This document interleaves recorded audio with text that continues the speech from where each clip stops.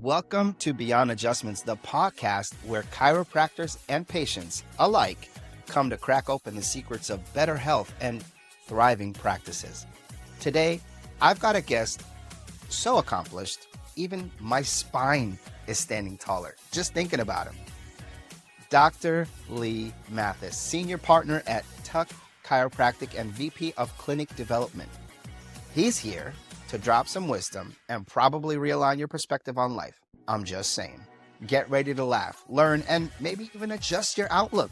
This episode is going to be phenomenal. Get ready. Let's jump in. Cue that music.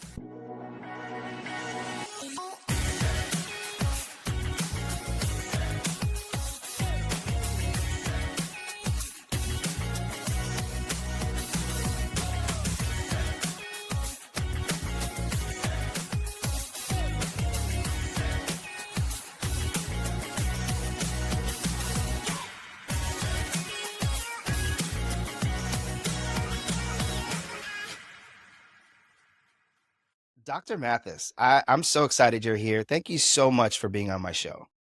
Thank you for the invitation. I've been looking forward to this for a couple of weeks. And Yes, sir. thanks for Yes, having me. sir. Yeah, absolutely. Me too. And I am honored to have you here. I'm really excited to get into this. I do like to talk a little bit about the journey and possibly leadership aspect of your career, your life, whatever you feel is necessary to have to really paint the picture of your background, why you got into this, what chiropractic means to you, etc. So I'm just going to go ahead and jump in and ask, what inspired you to really transition? Because nobody knows who Dr. Matthis is, right? Not yet, right? But I know because I did some homework that you used to teach, right? So you went And from teaching into chiropractic care. Was there like a defining moment that maybe solidified your decision? I mean, if you could tell us a little bit about that, that'd be great. Absolutely. From a very young age, I've always appreciated teaching. I'm the son of two public educators, career-long educators. So I was always surrounded by teachers and from high school on, anytime I could get involved as a teaching assistant or, just helping my classmates understand a certain topic a little bit better. I jumped all over that. I guess I get it naturally from my parents, but yeah, I joke with my patients that, I was in the sixth grade two times. And they kind of look at me and I say, yeah, I was there as a student and they thought so much of me. They let me come back a few years later and be a sixth grade math and science teacher when I was fresh out of college. The transition from teaching to going into chiropractic was one that I had already decided I wanted to be a chiropractor. My wife and I were expecting our first child, so I needed something to bide my time, postpone my matriculation for a year, and taught down in North Carolina in Clinton City schools. And I wanted my students to be excited to be there, to really Mm, want to learn what I had to teach. mm. And I have found that is the case as a chiropractor, and that definitely is the case as our VP of clinic development. So it was a fairly seamless transition for me, and I still get to teach every day. So I love it. I literally was going to ask that because it sounds like you're using your kind of your experience to elevate your current career. Is that accurate? Yes, sir.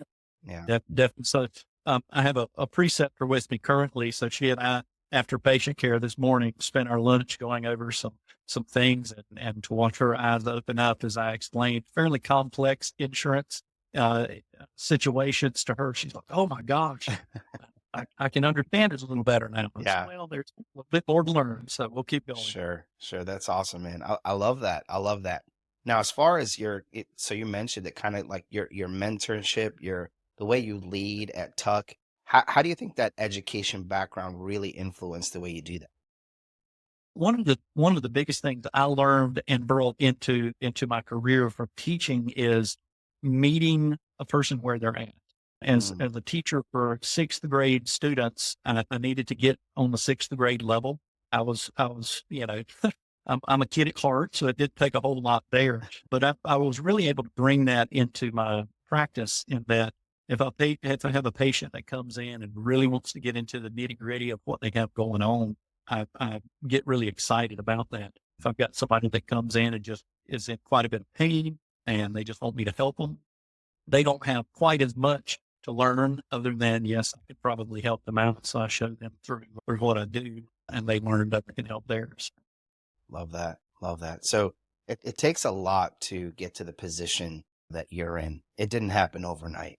Your experience, your sweat equity, your tenacity, I would say, really got you to a place of, well, so you're a senior partner, you're a VP at Tuck. I mean, that's nothing to just glance over.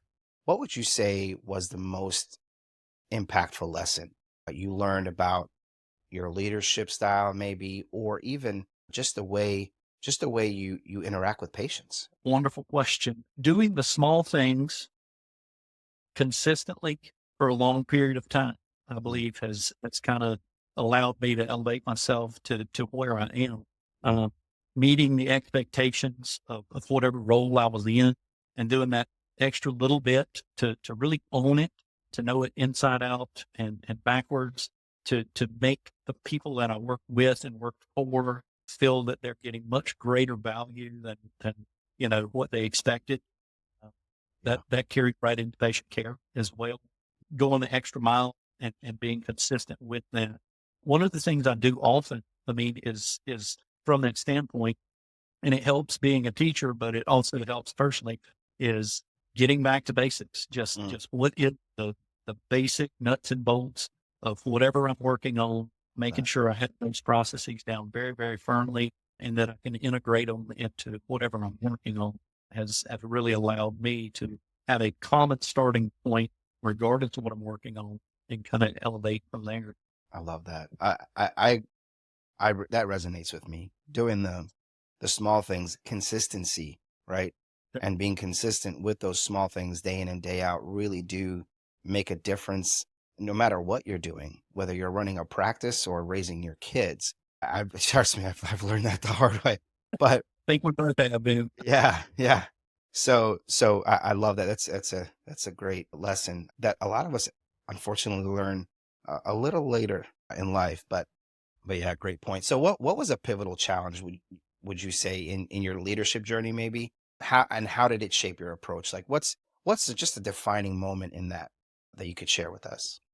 In our clinic system, we have 8 clinics and we have doctors from various backgrounds, world from around the world, not just statewide, and various pathways to getting to where they are working with our group through undergrad, various different chiropractic schools are represented in our company. And again, having a common foundation, we base most everything we do system wide around our patient experience and being able to revert back to that common hook to hang our hat on is something that really has allowed us to gel as a group.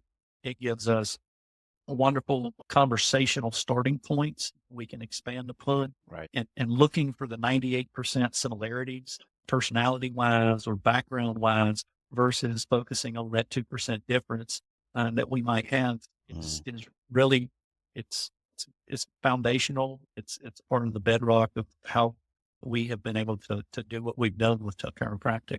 love that. I wish everybody did that, man. It would just change the way our culture is to begin with, man. Even in corporate environments or small businesses or Sure. even homes, like if you just stop focusing on what makes us different and where we connect, we can work out the rest. So Absolutely. I love that. I love that. All right. Thank you for that. I appreciate you sharing that with us. So I want to get into a little bit of the philosophy, right? Let's talk a little bit about Sure. your philosophy. We'll talk about some patient care. So what is your philosophy on patient care? How does Tuck Chiropractic specifically? How does your team approach that philosophy or reflect that philosophy? Sure. Our overarching mission in our group is to change how healthcare is experienced. Healthcare is set a really low bar Mm. from a patient's perspective of how Yes, to have their expectations so met. true. So it's very easy to step over that bar, but what we are trying to do and are constantly working forward is raising that bar. Um, Love that. I want my patients to have their goals met. If they show up and we establish a doctor-patient relationship, I want them to know that they can trust what I'm going to do in-house that will work them forward having their goals met. if I can't meet based on my scope of practice or my expertise, if I can't meet a patient's goals in office, I want them to trust that I'm going to get them to the best place their goals Sure. can be met. So an expansive mindset of saying, hey, this isn't about me. This isn't about, patient visits or revenue or things of that nature. It's about helping as many people as we can. Yeah. Our overarching goal, again, is changing how healthcare is experienced from a patient perspective, from a provider perspective, and from support staff perspective. I want my staff members and my patients to be more scrutinizing patients in other offices, to force other healthcare providers to raise that bar of minimum standards. Love that. How about a story as far as how that kind of collaborative approach made a difference in someone's life in your Sure. practice? This actually is a story that one of our doctors tells often. One of his biggest referring patients is a lady that he actually never treated. When she showed up in his office, he was really well known in the community as being the go-to provider. She showed up with something that was outside of his wheelhouse, and he upfront told her, I do not think I'm going to personally be able to put my hands on you and help you with this situation, but let me make a couple phone calls and I will quickly get you taken care of. And like I said, by a referral, he was able to meet her goals. And Wow. she just tells everybody, go see him. He will do the right thing for you. Mm, So again, that's good. meeting the goals, building the trust, and being the humble servant that we're called to be as chiropractors will change healthcare as we continue to consistently do that. I love that. And I love watching that because I really feel like that landscape really is shifting. I can't wait to see more of a footprint of chiropractic offices just popping up everywhere. Hence, kind of why I'm doing this podcast, because I really want Sure. people to see that this is not just, hey, help me fix my back or my neck or my knees. It's a lot Sure. more. I mean, once you start working on the nervous system, it fixes so many things. So I love that. And I love your patient first approach. I mean, and the story you shared, it wasn't even about somebody that you technically helped, Exactly. because you have that mentality of patient first, man. Yeah, I love that. And what's refreshing is I've come across a lot of different chiropractors and chiropractic practices that have that same mentality, and it seems to be kind of a common thread between everyone. And they're not just going to take on a patient so that they can manipulate their spine and move on. There are practices, unfortunately, out there that do exist that are more bottom line centric, unfortunately, but most of them are not. Most of them are And not. I think, I mean, healthcare is set up around that. Healthcare is set up around the bottom line.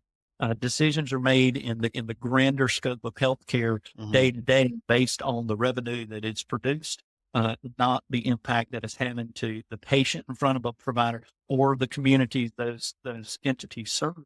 And our it's on my screensaver on my laptop. It's all about the patient.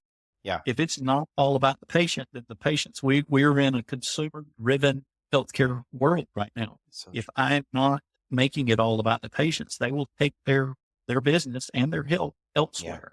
Yeah. So, if we continue to, and it's very cliche to say be patient centered. If we continue to ask all questions around how does this help us better serve the patient, that's in our clinics, that's in our state associations, in our national associations. If we continue to come back to that common ground of how does it improve patient care, then we will continue to expand our profession and take over the world, quite honestly. Love Because it. like I said, the bar is so low everywhere else. Yeah. Have I no love choice that. but. Love that so much. So remind me again, how many locations do you guys have? We have 8 chiropractic locations and a central office Okay. here in Southwest Virginia.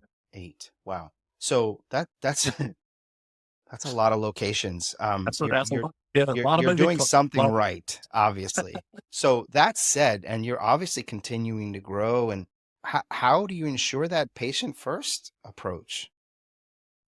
We're very systems oriented. Anytime you have multiple locations or multiple providers in one location, making sure that the patient gets a consistent experience. We measure what matters. We check in very frequently with patients clinically and experientially. We have systems in place that allow us to gather a lot of data points so we can make good, informed, objective decisions that allow us to get better care for our patients.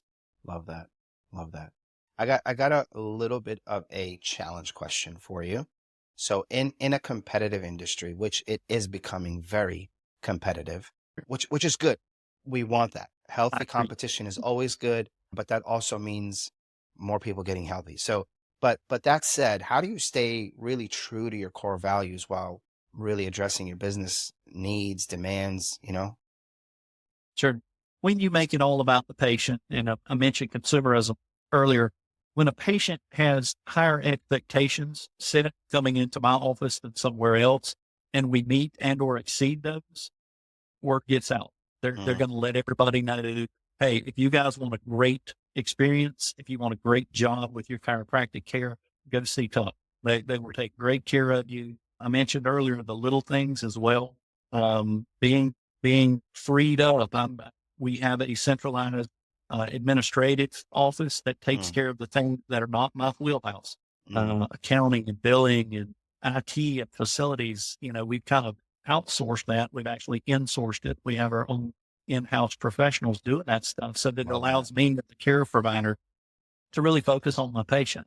Hmm. They feel that, in various other healthcare clinics I've been in, chiropractic clinics included, the patients can tell when, payroll might not be met or our clearinghouse has backed up on our billables and the money's not coming in. That stress is pervasive. It's Yeah, not to say it doesn't happen with us, but we separate our patient's experience from the day to day of the business yeah. so that they can be focused on in the fashion that we need to make them better. Love that. Let me just kind of ask a little bit of a follow-up question here. Obviously, with an organization your size, 8 locations, a centralized office, you guys, you brought mostly everything in-house, etc. It's very hard, in my opinion, to really separate that business growth mindset and your patient-centric mindset, because if your business is not growing, you can't help your patients. If it's lacking and needs your attention, again, something is going to be pulling and yanking at you from one way or from one direction. Something is going to give. How do you really circumvent, say, any issues or poor patient care scenarios? Sure. Uh, Data is one of the big things that we lean on. When Mm, I go to one of our clinics to do some clinic development, I want to take a plethora of data and say, hey, here's what we're looking at. Here are our benchmarks. Here's where we would like you to be in patient experience. mhm, What is it that's disallowing us to do that? And then we drill down into that data to find out, is this a systemic issue? Is there mm, something wrong with the system that we use to apply that? Are there other factors? Is it a personal issue that one of our providers or one of our staff members need help in? mm. I want to change how healthcare is experienced for my providers and my employees as well. We know that healthcare has a very high burnout rate after COVID. Small business owners have a high burnout rate because of all of the things that are involved. So we approach it as a team and say, hey, listen, I know you've got a lot of plates spinning. Which one do you need to focus on right now? And how can we help you focus on that so that we keep the main thing, and Yeah, that's our patients. Our patients come first. love it. Love it. Yeah, I love that you haven't lost sight of that. I really do believe that when you see a company like yours or a practice like yours grow the way you're growing, you can't help but think you're doing something right with the patient because they're at the core of your business. So if you're doing something right with them, they're going to continue to come back. They're obviously experiencing healing. They're obviously experiencing that, that they are the center of that conversation. It's not just a conveyor belt situation. Come in, get cracked, and you're out. No. It sounds like it sounds like you're having conversations with. It sounds like you're making it personal. Absolutely. In my teaching role, as it were, I work a lot with preceptors and interns, younger doctors that come through.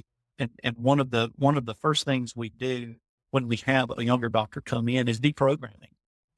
How is it that you have learned this massive amount of information in Yeah. chiropractic school? How can you not be successful? A lot of what makes our doctors successful is those soft skills.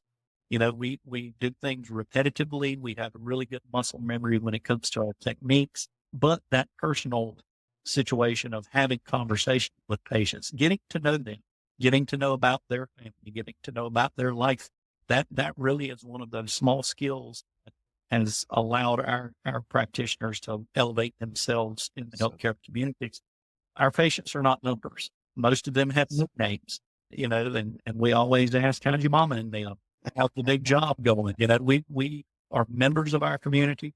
We have inserted ourselves. We've been in Southwest Virginia as a company for a long time, Yeah. longer than I've been alive, actually. But how do you take somebody from not here and implement them into a system, into a company that has been so pervasive in the lives of the communities?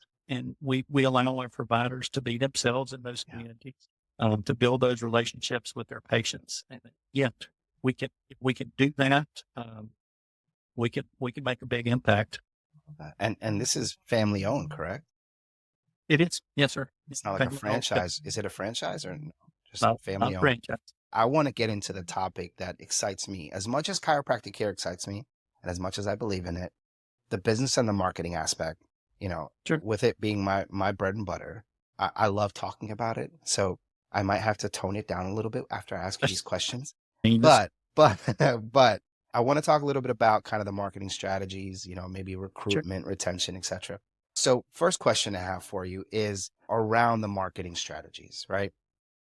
Again, practice has been around for quite a while. So you've seen a shift in the way you market your business, right? You went from probably doing more community outreaches to possibly having a bigger digital footprint, etc. Right? So what's been the most effective in building Tuck Chiropractic's brand and expanding its reach over time? That's a good question. Mercy. The concept that we use when we do any type of marketing is we stole this from somebody, but it's land and expand. Knowing, and we did a brand study about 10 years ago now, and a substantial amount of resources, time, and money to find out what our communities thought of chiropractic, where Tuck Chiropractic fit in, what our employees think, patients think, other providers think. We took that data to heart, and we met them where they were to be able to land with their expectations of what a chiropractic clinic should look like. Okay. From there, we build trust and rapport with not only our employees and our providers, but also with patients and with community members. So that the more trust and rapport we have between two individuals or two entities, then you can really expand opportunities. One of those really cool opportunities a few years ago popped up, and we were actually able to start a subsidiary company, which is doing on-site wellness and basic medical care with local self-insured companies. They trusted the Tuck name in chiropractic. The communities trusted the name in chiropractic. They saw that we could expand and offer more services with that same elevated expectation of quality care, and jumped all over it. So we're kind of pumping the brakes right now, but we're fixing to let loose some really awesome growth in what we call our work well model. And that all comes from being standard pillars of excellence in our communities. We do the same thing when we recruit providers, when we recruit staff members. We want to be genuine in our marketing. So if I'm not the biggest fan of going and shaking hands, kissing babies, but my children play lacrosse and I'm always at the lacrosse field, that's where I'm in my element. That's where I shine. So, we allow our doctors to kind of lean in, and our staff members to lean into their communities where they're going to be their genuine selves. Again, allowing those personal connections that can be landed upon and then expanded upon into recruiting folks into the office for care, or having them reach out to us for bigger collaborative marketing events. So it's no secret that, digital marketing has, really become, and for some practices, kind of the cornerstone of their lead acquisition. But I think in person and community outreaches and engagement are critical and should never stop. Because at the end of the day, you guys are touching patients. It's a personal thing. It's a, touchy feely, up in your face type of situation. So I Tangible, think, you're right. I don't, obviously, I'm on the bandwagon of not stopping and, throwing everything at the digital marketing side and another. So I'm all for that. But how would you integrate your digital? I'm interested to know, because every practice does it differently. How do you integrate your digital marketing with in-person community engagements, like to connect with the patients? So we do branded marketing. We have Chris is our marketing guru. One of our other senior partners and VPs works with him on our marketing to make sure that it's brand specific. Again, we're changing how healthcare is experienced, and we want to make sure that all of the digital, print, audio, any type of external marketing we do carries the stamp of approval that will allow our brand to be upheld, and that is blanketed. So we do a lot of digital marketing on the Google and the Facebook. I'm not a real big fan of the social and technological construct, but Sure. it's very important this day and age. Yeah. A huge majority of community members and the public at large make decisions based on what they see on the interwebs. So we have a very strong presence there that is brand specific. Again, with the same land and expand concept of, hey, if your back hurts, come see us. We'll get you great taken care of. Yeah. Hey, if you want to up your game in life, please do that. And again, to your point, we supplement that with our personalities in our own comfort zones out in the communities. So we have branded marketing. We have marketing calendars, and the guys that work on that are very good at what they do. So they blanket the communities we serve with our name and recognition and likeness. We do some sponsorships of various teams in the area, duck tournaments. It's pretty large. I had a thought. One of the biggest things that I talk to chiropractors about is not just the lead acquisition, but really the patient retention. Because somebody might walk in through your door and, you do your assessment, give them an adjustment, and you send them on their way. And then they don't show up again. One of the biggest things that we do with our chiropractors is retargeting campaigns. Well, we'll reach out to them and say, hey, where you been? We miss you. Hope you're well. Give us a visit, that kind of thing. Is that something that you guys incorporate? And is it through SMS? Do you know? Is it through email? Do you give them a call? Yes, and yes. Okay. We liken it to acquisition cost. When you've spent time and resources to have a patient come to have their goals met, we hope we have systematized ways that we can get those goals met, but we also want it to mean something so that if they have further need of chiropractic services, they only think of one place. If they have forgotten that they might need chiropractic care, we do SMS, email, callbacks. We see folks in the grocery store.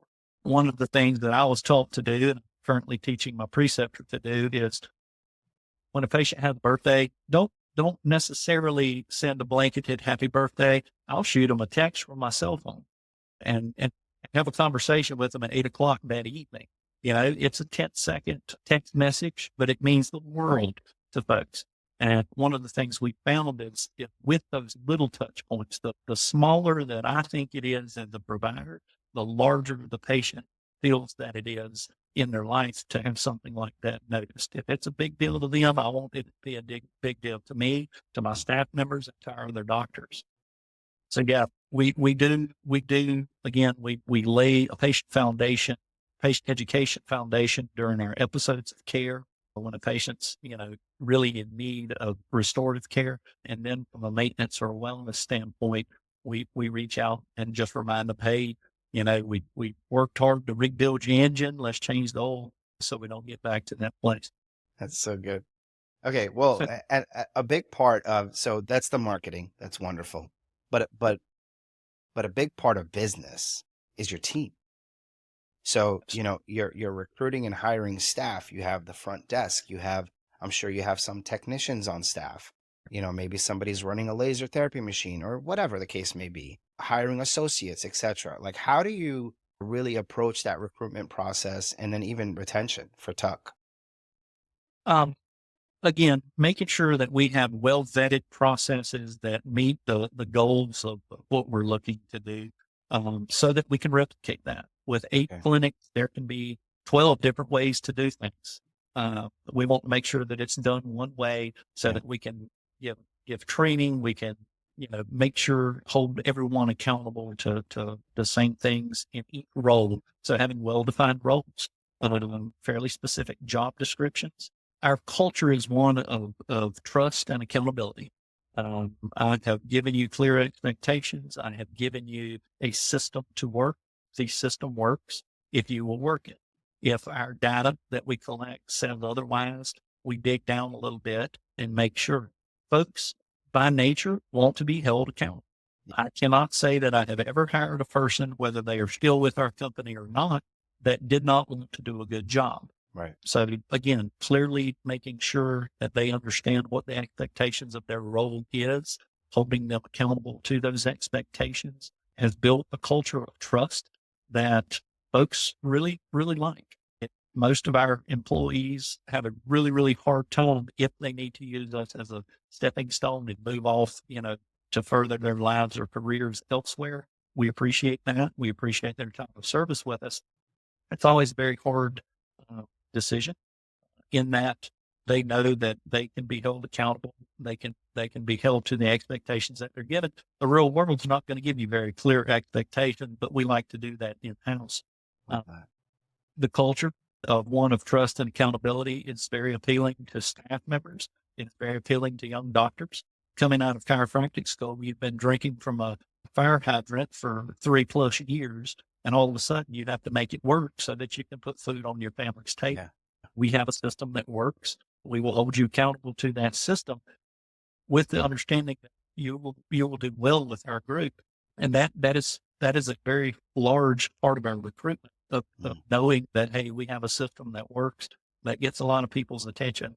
Now, if we can just get more providers and more chiropractors to Southwest Virginia, we'll just continue to take over the world. Man, I love that. You need a presence down here. Let's work on that. Absolutely. Absolutely. We're going international Yeah. next. I get that you're not, like you said, kind of the biggest, digital guru. But you have your Just strengths. their statement of the year right Yeah. there. Well, when you say interweb, you know where the person's coming from. So, Yeah. um, Yeah. um, all good, all good. No, but that said, there's obviously things that you guys have had to overcome when it came to, whether it be, and I was going to ask it more related to your online presence, right? Because there's a challenge with that. Most practices will face maintenance issues and staying strong and kind of always being on top of, posting daily or every other day or whatever the calendar allows them to do. So since you're not really a part of that, if you have an answer, great. If not, I can kind of change that question a little bit. Okay. What is the biggest challenge that you faced in maintaining your relationship between newcomers and those that have been around for a while? That's a wonderful question. Um, I had a similar conversation with my intern this morning. Um, we are in a very quickly changing technological world. My profession is one that has been around 130 years, and there have been some tweaks and changes, but what we do is very basic, is not the word that takes away from the miracles that happen every day at Right. chiropractic offices. But what we what we've been able to evolve into is not as technologically advanced as the rest of the world is. I do not have a robot that I'm going to adjust the patient with. The I AI hope is not. not AI is not really going to help me assess a patient's presentation that I know of. That's just good old common sense, experience, and and be willing to get in there and mash around a little bit. Sure. And so that has been, I'm a middle-aged man, and that has been, something that potentially has slowed down my growth is Sure. the lack of adoption of what technologies are out there. Yeah. You mentioned laser earlier. I've recently gotten a laser, and I'm learning how much patient care progresses, how quickly. Really, really cool stuff Yeah. that add to what I do with the chiropractic adjustments. That Yeah. constantly having younger staff members come in, constantly having younger students and young doctors come in that can kind of push and charge into that technological advancement is something that is kind of keeping us up with the rest of the crowd. Yeah. Not me personally, somebody else that's younger and who digs that. So Yeah, for sure. I think for as far as chiropractic is concerned, I don't think we'll ever get away from that the piece of kind of understanding the bone structure. Like when I go to my chiropractor, he's feeling around doing his thing. He'll press an area. He goes, "Oh, that hurts, doesn't it?" Like how in the world? How in the world are like literally like on the spot? Like it's not even like around it. Like he pinpoints like, and I don't moan or groan or anything like that because if I tell that to somebody, they're like, "Oh, that's because you're reacting." I'm like, "Nope." I stay very still, and he'll just go, "Boom, that hurts right there, doesn't it?" I'm like, "Yeah, what? Like that's some voodoo stuff." But that said, I don't think that's ever going to go away, even if we get robots, right? To it, because I don't know if you've seen this, but like Elon's doing some crazy stuff with his Optimus Gen 3 robots now. They have like 22 points of motion in their hands now. We have what, 26, 27 or something like that? something like that. Yeah. Yeah, it's crazy, right? What they're doing. So, who knows? Maybe, but I can't see that happening. And nor would I ever trust a robot to touch my body like. But Yeah. but I think there will be that supplemental, laser therapy or, I don't know, neck traction or whatever, Sure. whatever the case may be. Decompression. I mean, Right. there's Something. again, I think using the technology as ancillary to the main thing, keep the main thing the main thing. Yes. We are fearfully and wonderfully made, and That's right. And how do I know where it hurts? I don't know. I joke and tell patients quite often that the first class we take in chiropractic school is sadism 101. Yeah. How to find where it hurts and mash on it, and it just becomes the second nature. It does not mean that it cannot be improved on for the betterment of patients, but most everything that happens outside of my adjusting table right behind me is ancillary to that adjustment. Yeah. And keep it the main thing, I think is tantamount when folks have all this fancy gadgetry that they want to implement. Yeah. Not necessarily a bad thing, but it can't be the thing because Right. that's the job. I agree. Keep the main thing the main thing. That's great advice, man. Because and I do agree. I don't think God made a mistake with the way he designed us, right? He designed us in a way for our body to heal itself. All you guys are doing is getting our body back to the point where it can do the job that it was designed to do. So, Absolutely. yeah, keep the main thing the main thing. Love that. Love that. All right. I need a little bit of advice here for my younger practices and smaller, maybe not younger, maybe smaller even Sure. chiropractic practices. What advice would you give on using technology maybe to amplify visibility, patient engagement, maybe even acquisition? Like what advice would you give those practices? A phrase that jumps out when you mention that is delegate and elevate. Know what you are good at and find a technology, and technology can be expanded to include a person in your office, a Yeah, company such as yours, right, that do marketing. right. Find a way to delegate things that you are not excellent at and you do Mhm. not love doing. And the more you can kind of force yourself to give up the reins, chiropractors are trained in a model where the majority of chiropractors go into a practice where they wear multiple hats. Very true. When they have spent a lot of time, a lot of money to be trained to be a provider. So if you Yeah, can figure out ways to use and leverage yeah, technology, be it in marketing, be it in billing, be it with ancillary adjunctive therapies, so that you can focus on doing a great exam, building wonderful rapport, and giving a stellar adjustment to a patient, I would recommend leveraging whatever that technology is Yeah, so that you can focus on, being the best chiropractor that you can be. I agree. And one of the things I've learned from many of the interviews that I've done is that you're not taught business in So, chiropractic school. man, I'll say that I can joke. I've got quite a few friends who work on the NBCE and CCE and all of our accrediting agencies. I, they check the box. We do have a business class. We do have a billing class. Yeah, But until you take the information that's included there and throw it down on the road where the rubber's hitting the road and run over it 3 or 4 times with a car, right. it just, again, that I get back to our deprogramming of younger doctors. We've got to deprogram you from thinking you got all the answers. That's the Dunning-Kruger effect. And we've got to show you how that fits into a bigger system, including multiple entities, being staff members, being billing, being marketing, all of that stuff, because you will burn yourself out real quick if you try to be all things to everyone. Yeah. Yeah. I think part of the hesitation, especially for smaller practices, is the cost. They'll, Yep. they're like, no, Most of the time calls, yeah. right. They'll skip on something or skimp on something because they can't do it well. And I like what you said, like focus on what you know how to do. Sure. And if you bring in an external resource to help you do what you don't know how to do or can't do that well, like billing, like the marketing aspect, like whatever the case may be, it frees your mind, not just your time, but it takes, doing these things takes up so much real estate in your head.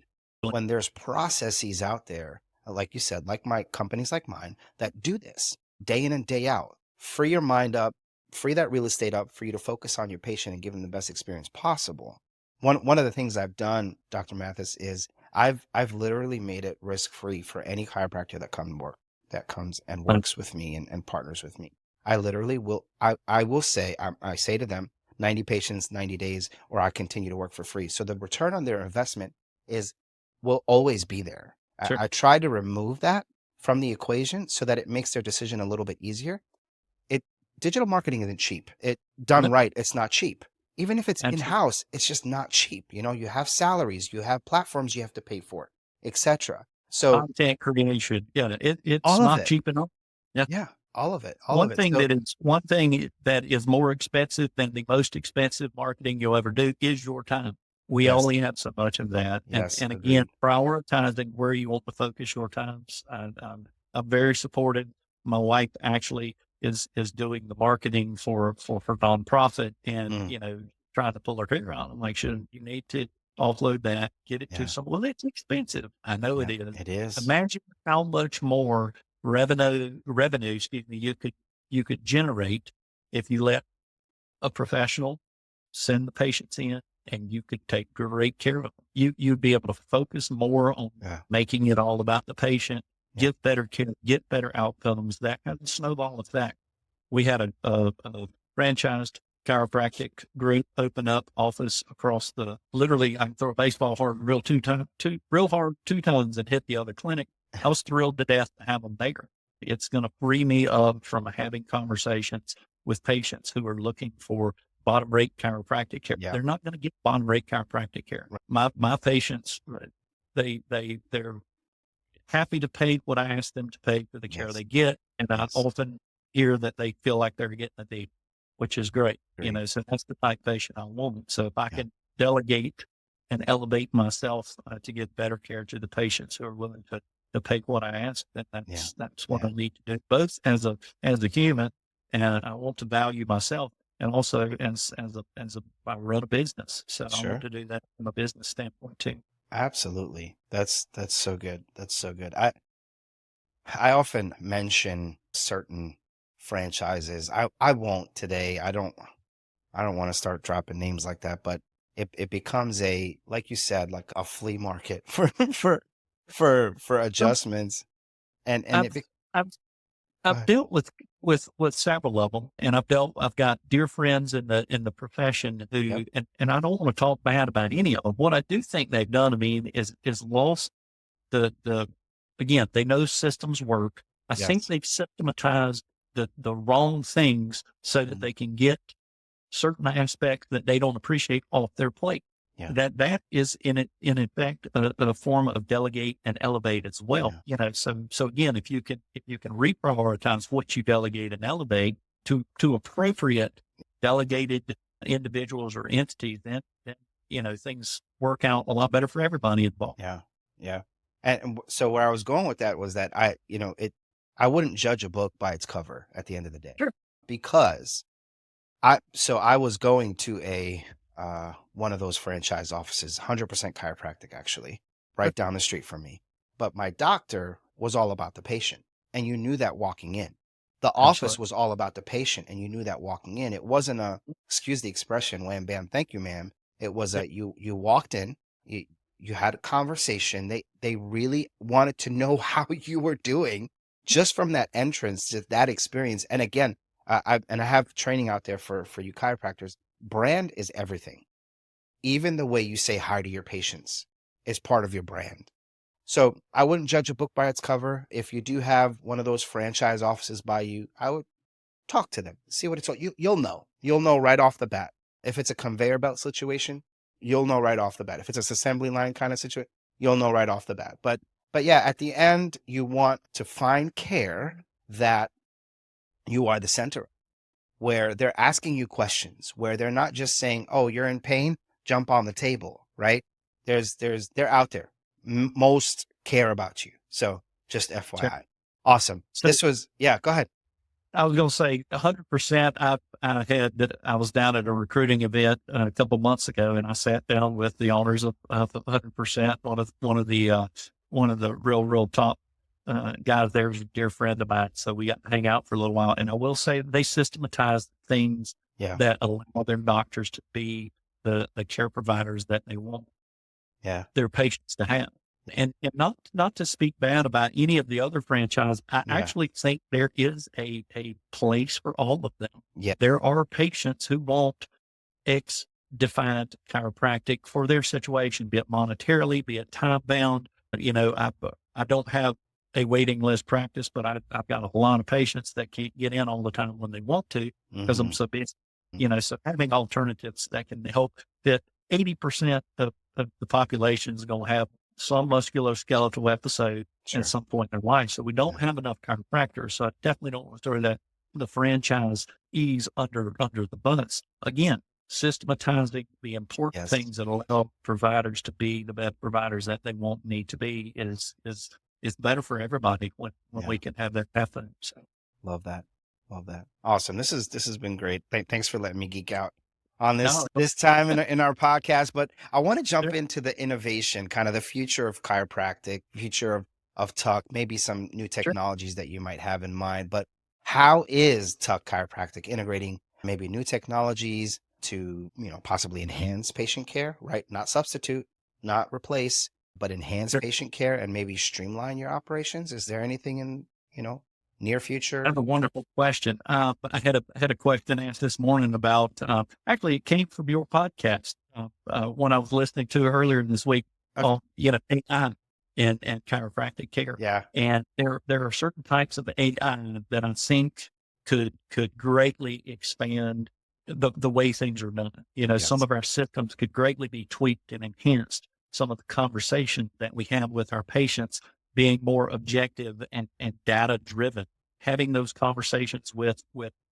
larger hospital groups, orthopedic groups in the area saying, hey, last year we saw 119,000 patient encounters. Mm. 87% came in for this, 63% also had this going on. Here are our clinical outcomes. Here's the cost that Yeah. you can tell your patient that it will cost you on average this much to go have your goals met conservatively without drugs or surgery or injections, Mhm. and if they need further care, I'm going to send them to the ones that I know do a job like that. So overarching or overlaying AI over some of our data sets, I think would be a really cool thing to do. Feel like I'm kind of geeking out on that. And I'm not technological, daggone it. But I'm starting to learn. I'm scared of AI. I don't want the robots. I don't want a computer that's smarter than me. However, again, when leveraged with proper parameters and proper Yeah. boundaries, I do think that can elevate our impact on the communities by taking some of the burden of data retrieval Yes. and marketing that way off of our plates and allowing us to get better care. Yeah. Large data sets produce better outcomes. So, Yeah. if we could gather our data up in various ways, there's a couple groups out there that are collecting data from chiropractors so that they can build a data lake. Yep. A dear friend of mine is in research down in Parker. So, hey, Katie, she kind of dorks out over huge amounts of data. And, Yeah. and it's simply because she can ask better questions and come up with cooler answers Sure. that will allow us again to expand our profession, Yeah. expand our reach, and improve the health of the world. So, Yeah. Yeah. No, I think AI models are going to be a big part of chiropractic care, in my opinion. I think we need to be careful with them. I think we, as far as agree. the machine learning piece, the way the data models are being built, what they're used for, I think it's going to be huge. You'll be able to, kind of like a chat GPT situation where you're Sure. talking to an AI model to say, hey, my patient is experiencing this. And when they bend 30 degrees this way, they're experiencing this. But then when they stand up and tilt this way, they experience this. That Yeah. AI model will give you, whatever prognosis or whatever diagnosis that Yeah. it thinks that. But what I think is, even with those data models existing, I think we need to have that human touch at the end of it, receiving Right. that information, disseminating that information, and actually applying their experience to it and their knowledge to it versus just saying, well, the AI model told me this and this is what you have, so this is what we need to do. That's my opinion Absolutely. on that. Yeah. And I like that too, in that, differential diagnosis list, I think is what you just explained. If this, and this are occurring, what are options that could be, what things could be wrong Right. causing this list of symptoms? Right. That greatly elevates the learning curve or Mhm. heightens the learning curve for younger doctors coming in. Whereas it takes, 10,000 hours from mastery, you can really greatly shrink that in certain aspects. Again, the hard clinical aspects of diagnosis, and work on those softer skills of Yes. communicating that clearly to the patient, honing your technique so that you can take care of that differential diagnosis even better, Mhm. building out pathways. So one of the things that I would love to see technology help with is, and this gets real muddied with insurance requirements, Sure. scopes of practice, all those things. But the more data points that you can have consistently in these data lakes, you can build out care pathways. The University of Pittsburgh Medical Center, I did a PSP a few years ago, and they have a huge ton of data. And they have built out an amazing certificate program that allows you to go through and learn if this, and this are present in a patient. Sure. Here are your differential diagnoses. Here are several pathways you can take. Shared decision making allows the patient to have the conversation in an informed way to make the decision that's right for them. And then you don't waste the patient's time. You Right. don't waste their money. You don't waste insurance companies' money, which continues to raise the cost of healthcare. And you get better clinical outcomes. You get Mhm. happier patients, Yeah. and you flood chiropractic offices because what we do works. Right. We're the amazing Right. initial conservative route. I typically have one of two type patients show up in my office. One is something's going on and I need somebody to figure it out. I've heard your name and I trust that you can help. Or Yeah. I've been everywhere else and nobody knows what's going on. Can you at least try to help?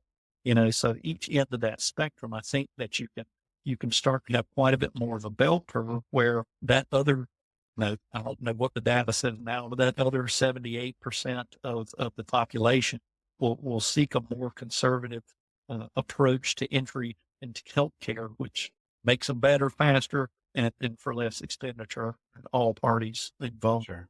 Yeah. No, that definitely makes sense. So, what, as far as continuous learning is concerned, right? So we talked about technologies and AI and how that could be and actually will be part of the future business model of chiropractic care. In some cases, I'm sure it's being used. How, I don't know, but I'm sure it's being used.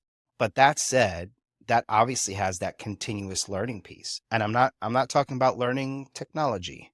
I'm not just, not just that, at least. I'm not talking about professionally advancing yourself, but there's also the health aspect, right? Because we're learning new things about chiropractic care every day, right? The programs like at Parker College or Life West, all those different, like, they exist today, yeah, but they're constantly enhancing those programs because we're learning more and more. So what role would you say continuous learning specifically, and even professional development, play in maintaining the Tuck Chiropractic's high standards as you guys have? We are, I am a consummate student. I am constantly surrounded by books, podcasts, poetry, art, you name it. I Mm, love being stimulated so that I have to think. In my role, I force everybody to follow suit. Uh, a lot of what we do in house is train to improve what we do. yeah, Again, we let the data drive where that training needs to come from. We look many, many, many places. We look under all types of rocks to find information that will allow us to improve our services, to improve our life balance, to improve our employee relations.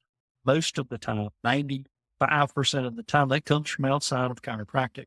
mm, I have found myself in conferences that evolve around, oh, Sean, the word has escaped me, transparent business management. mm, I ended up at a conference in North Carolina on that. My boss ended up at a tractor engine building factory out in Indiana, I believe it was, or Ohio, somewhere in the Midwest, to learn things that we brought back in house and applied to the systems we currently have to improve them.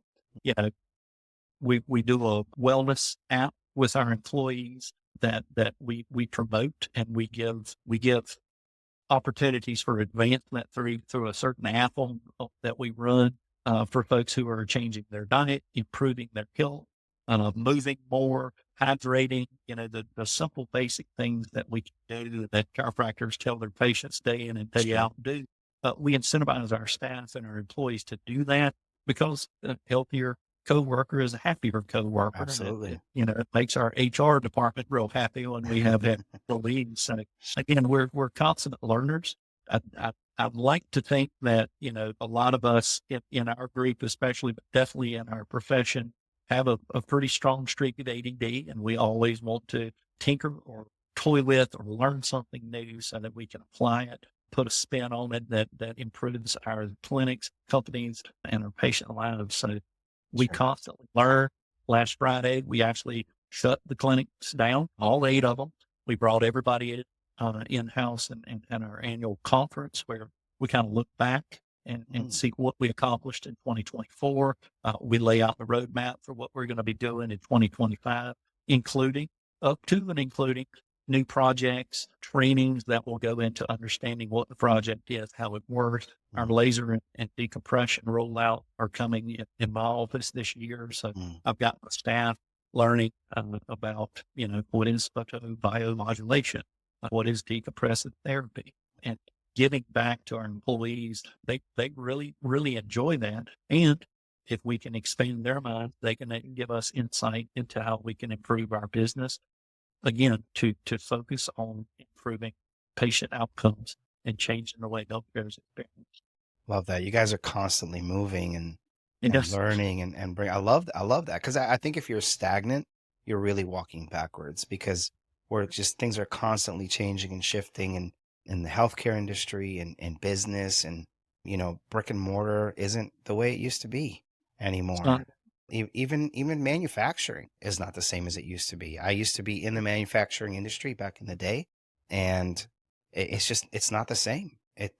Everything is either shifting towards technology or shifting out of the country. Like it's insane what's happening with all these industries, and the fact that you guys are constantly moving and changing and asking questions and getting together and having these kind of annual conferences. I think that's all great and all part of it. I love that. All right. So Uh, where Movement is life and stagnation is death. So I'm yes. gonna keep right. I'm gonna keep ripening and quit rotting.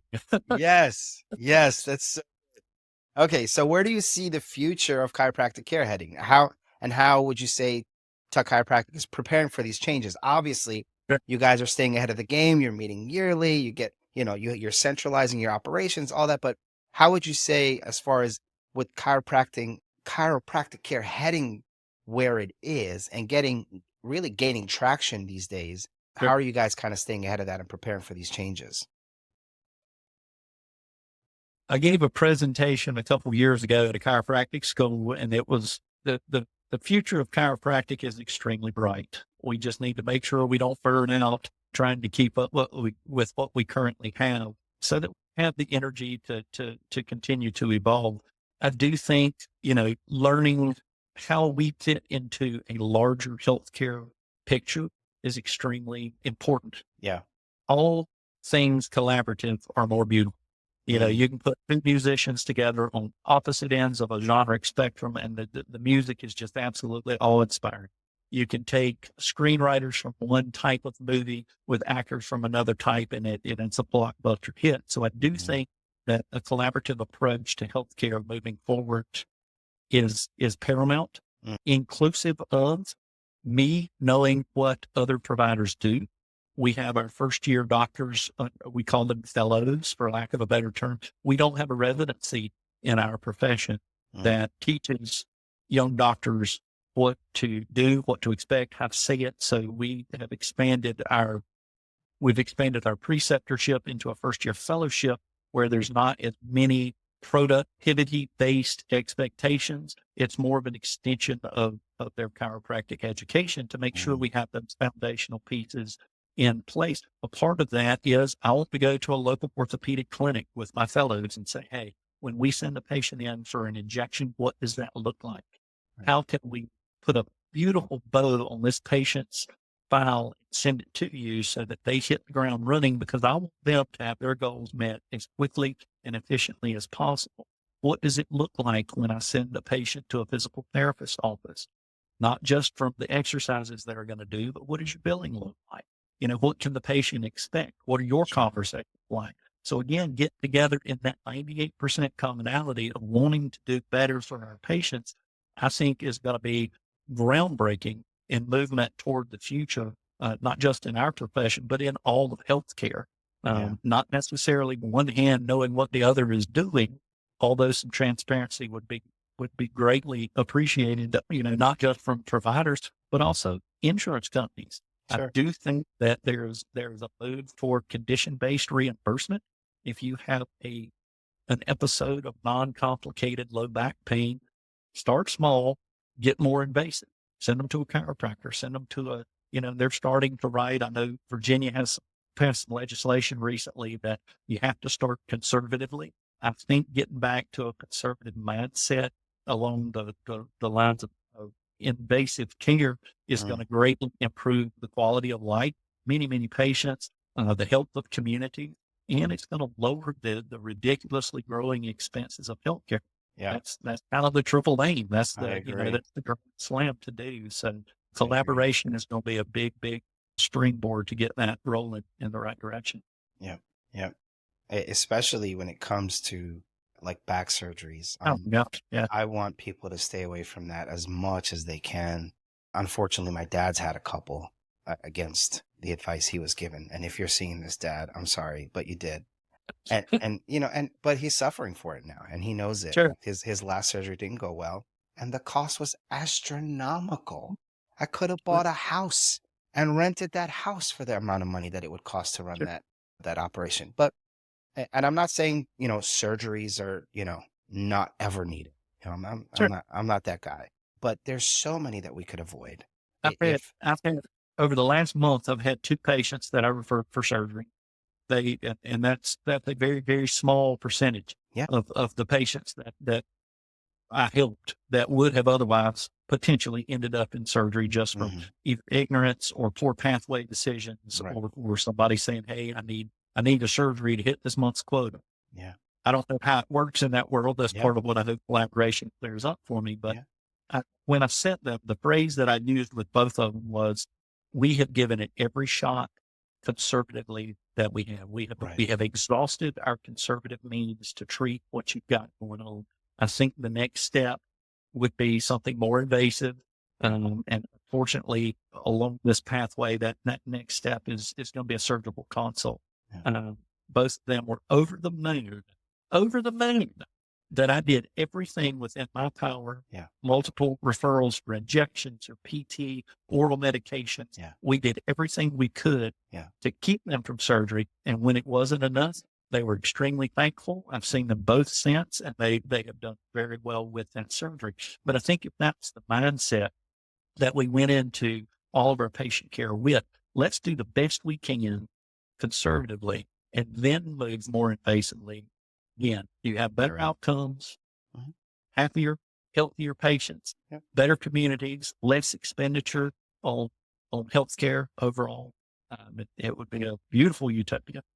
Well, yeah, no, absolutely. And I think that even if there is, or if it ends up being an invasive approach, everything that you've done up until that point is going to make that experience a lot better.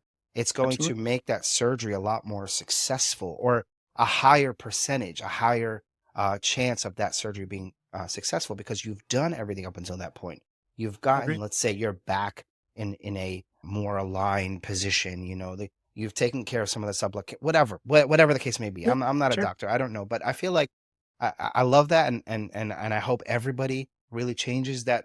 Kind of expands their thinking and just really goes that less invasive route, because we are in a society, we are in a culture that wants everything right now, today, or yesterday, actually. Yeah, yesterday. And I want it now, all, and I want it yesterday. Yep. The fact that we get, Amazon's ship in overnight was not fast enough, so now you can get it in an hour if you wanted to with a drone. Like, come on. Like, so that's the culture that we live in. When we don't approach our health, when we approach our health in that manner, of course we're going to be making those rash decisions of getting a quick surgery, or, I'm sorry, but in some cases, weight loss surgery doesn't need to be done. Yes, it does need to be done in some cases, 100%. But in a lot of cases, it doesn't. It's because they want that fast, So, and that's the culture I think we need to move away from. And when we start looking at chiropractic care as a preventative measure, we're going to be a healthier community overall. That's my opinion. I second that opinion. I'm right there in line with you. Yeah. All right.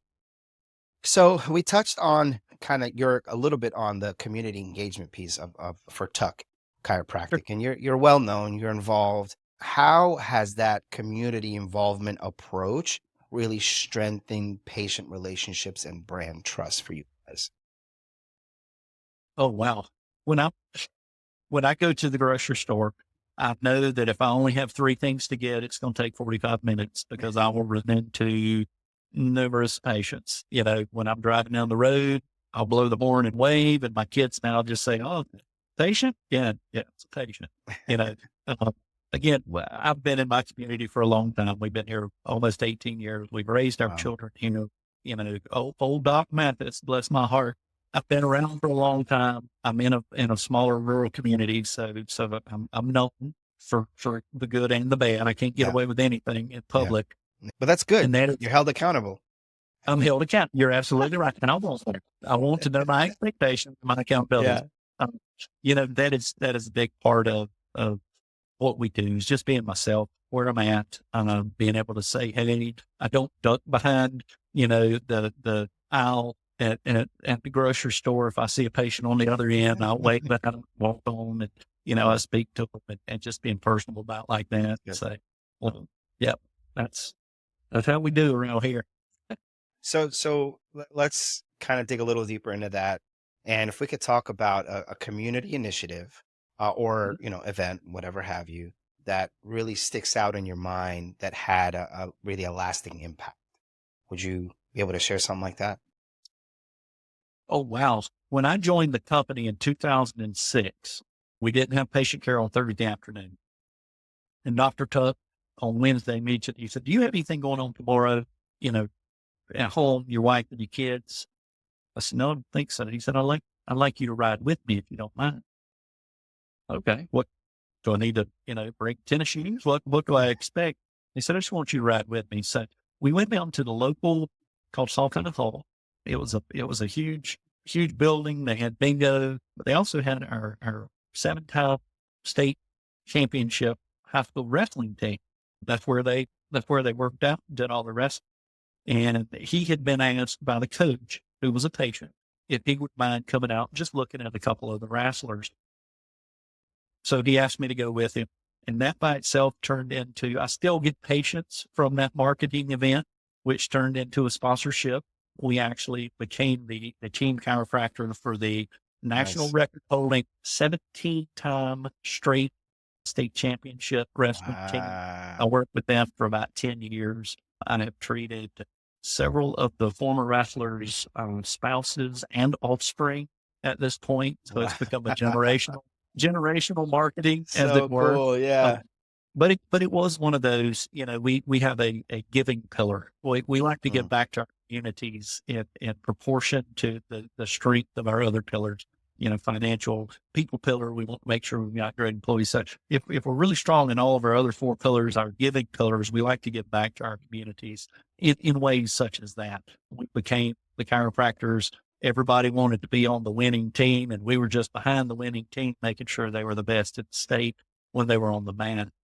So finding some involvement like that. I didn't know anything about wrestling other than Macho Man Randy Savage. Yeah, I was going to say, little Hulk Hogan. Exactly. That was wrestling. Yeah. This was wrestling, which I knew what wrestling was, but I kind of hitched onto that wagon and became the team chiropractor. Again, when our banner was hanging in the rafters beside the state championship banners, when our name was on the T-shirts, when our table with our logo on it was in the Hawkeye Hall, a lot of folks showed up. So again, having a rallying point for the community is something that would be really good. Give it back to your community in ways that everybody can see you doing that. Do it genuinely. Do it out of your love for your community, but it will pay dividends many years down the road. So I agree. Hope that was helpful. Yeah, completely. So I'm big on legacy, and I'm big on leaving legacy, for my children. Kind of, and I look at it from more of a roots and foundation perspective. But what legacy do you hope to leave in the chiropractic field, kind of within the communities that you serve? Wow. I haven't thought about that lately. I do think our mission kind of hits on the legacy that I want to leave. I want to change how healthcare is experienced. I want people in my community who have experienced our healthcare at Tuck Chiropractic to walk into a hospital and demand the exact same experience that they get here. I want to have the impact on other people so that they demand an elevation in what they get out of their health care, both in its effectiveness, its efficiency, and its common sense, if you will. I want my patients to have open conversations with their providers when appropriate, as to what is being recommended to them, why it is being recommended to them. Yeah. I have those conversations every day, and I want that to become commonplace so that you're not walking into a place to look up on a pedestal and say, oh, great healthcare provider, please beat down your wisdom and knowledge and do to me what you will. I don't want that to be the case. Again, collaboration between patient and provider is imperative to make sure everybody's on the same page so that you can have better outcomes. And that would be a legacy I would be very, very happy to say I had a hand in creating. I like that. I would say to anybody that's listening, ask questions. Ask questions. And whether you're in a medical, office with some nurse practitioner or, speaking to Dr. Matthis, ask questions. Don't take everything as gold. Understand what they're saying to you, why they're saying it, where it's coming from. I think it's important because you'll better understand your own health. And Absolutely. I love that. I love that's the legacy that you want to leave. That's awesome. Thank you for that. So that said, what advice would you give to chiropractors looking to create, a meaningful impact beyond their clinic? I would have them ask questions. I like what you just said. I love asking questions, and I encourage my patients. I encourage my staff members. I encourage our preceptor that was in this morning. Please ask questions. Ask it for clarification, not for one-upsmanship or argumentation. Mm. So if you truly are not understanding something that I'm trying to, please ask questions. Yeah. If you just want to argue with me, I don't want you asking questions. Yeah. But again, I do think that, for other providers, do the same. Ask questions of your patients, ask questions of your staff members, ask Mhm. questions of your community members. I mentioned earlier, but we did a brand survey where we got very vulnerable and we just asked, what do you think of us? What do you think of what we do? And it was glowingly beautiful. And then it was like get right square in the stomach. You realize that, oh, well, we constantly hear how awesome we are. And then all of a sudden it's like, we hadn't really heard that we're missing the mark here or we're missing the mark there. So yeah, asking questions for clarification. Now that clarification should be predetermined. You should know what you want, which is we want great patient expectation or experience. We Mhm. want great clinical outcomes, and we need a financially sustainable business model. So if we're asking for clarification along those lines of what we're looking to build, then I think you can't go wrong taking the feedback and using it to better yourself toward that end. Yeah, that's good. So, Dr. Matthis, what, and I ask this to a lot of the guests I have on the show, but what really motivates you to really keep kind of growing in your field or even innovating at times? Mm. Not knowing how much I'm a potentialist. There's tons of potential in our clinic system, in our profession, in healthcare in general, and not knowing what that potential is, but constantly trying to tap into every ounce of it is why I get up in the morning. I drink coffee too, so to try Me and keep too. up with it. But yeah, the potential. I have a personal motto to make a big impact in every life I touch. So constantly striving to know how I can impact more patients and people is what kind of drives me. Yeah, love that. So, okay, for patients or even chiropractors Sure. looking to connect with you, looking to connect with Tuck Chiropractic, what's the best way for them to reach you? My email's best way. Again, I'm technologically inept, so they can reach out. My email address is on there. It's lmatthis at tuckclinic.com. They can find out more about me and my Okay, contact information at tuckclinic.com. So I'd love to excellent. field any questions anybody has or help in any way I can. Love that. And for those of you listening, I will have that information in the description anywhere you're listening. Their website, phone number, Dr. Mathis's email address, other ways of you getting in contact with them. I'll also have your social links on there as well. Yeah, I'll make sure all that's there, your address, all that good stuff. Now, wh- last question here, and then I promise I'm gonna let you go. Yep. I could be here all day, but last question: what's one actionable tip you'd share with listeners for improving their health and well being today? I would say, again, let's get real basic. Hydration, Mm. right? Motion is lotion. If you drink water, you're gonna be all of your cellular metabolism is gonna function better, and you're also gonna have to pee, and you're gonna get up and move. So